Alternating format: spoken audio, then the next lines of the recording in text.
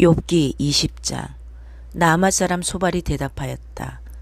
입을 다물고 있으려 했으나 내 말을 듣고 있자니 화가 나서 참을 수가 없다.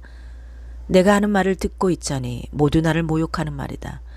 그러나 깨닫게 하는 영이 내게 대답할 말을 일러주었다.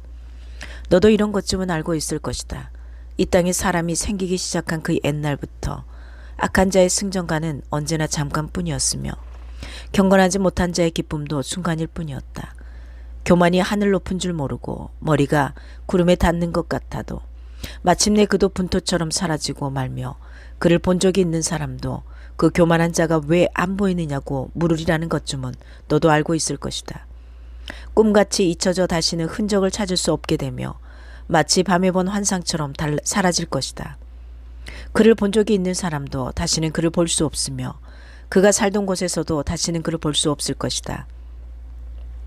그 자녀들이 가난한 사람에게 용서를 구할 것이며 착취한 재물을 가난한 사람에게 배상하게 될 것이다. 그의 몸에 한때는 젊음이 넘쳤어도 그 젊음은 역시 그와 함께 먼지 속에 눕게 될 것이다. 그가 혀로 악을 맛보니 맛이 좋았다. 그래서 그는 악을 혀 밑에 넣고 그 달콤한 맛을 즐겼다. 그러나 그것이 뱃속으로 내려가서는 쓴맛으로 변해버렸다. 그것이 그의 몸속에서 독사의 독이 되어버렸다. 그 악한 자는 꿀꺽 삼킨 재물을 다 토해냈다. 하나님은 이렇게 그 재물을 그 악한 자의 입에서 꺼내어서 빼앗긴 사람들에게 되돌려 주신다. 악한 자가 삼킨 것은 독과도 같은 것, 독사에 물려 죽듯이 그 독으로 죽는다. 올리브 기름이 강물처럼 흐르는 것을 그는 못 볼 것이다. 젖과 꿀이 흐르는 것도 못 볼 것이다. 그는 수고하여 얻은 것을 마음대로 먹지도 못하고 되돌려 보내며 장사해서 얻은 재물을 마음대로 누리지도 못할 것이다. 이것은 그가 가난한 이들을 억압하고 돌보지 않았기 때문이며 자기가 세우지도 않은 남의 집을 강제로 빼앗았기 때문이다. 그는 아무리 가져도 만족하지 못한다. 탐욕에 얽매여 벗어나지를 못한다. 먹을 때에는 남기는 것이 없이 모조리 먹어치우지만 그의 번영은 오래가지 못한다.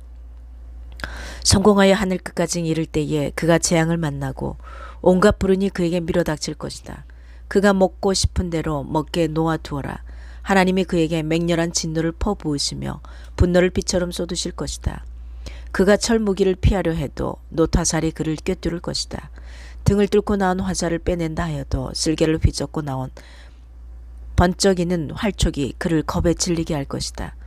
그가 간직한 평생 모은 모든 재산이 삽시간에 없어지고 풀무지를 하지 않아도 저절로 타오르는 불길이 그를 삼킬 것이며 그 불이 집에 남아있는 사람들까지 살을 것이다. 하늘이 그의 죄악을 밝히 드러내며 땅에 그를 고발할 것이다. 하나님이 진노하시는 날에 그 집의 모든 재산이 홍수에 쓸려가듯 다 쓸려갈 것이다. 이것이 악한 사람이 하나님께 받을 몫이며 하나님이 그의 것으로 정해주신 유산이 될 것이다. 아멘. 하나님의 말씀이었습니다.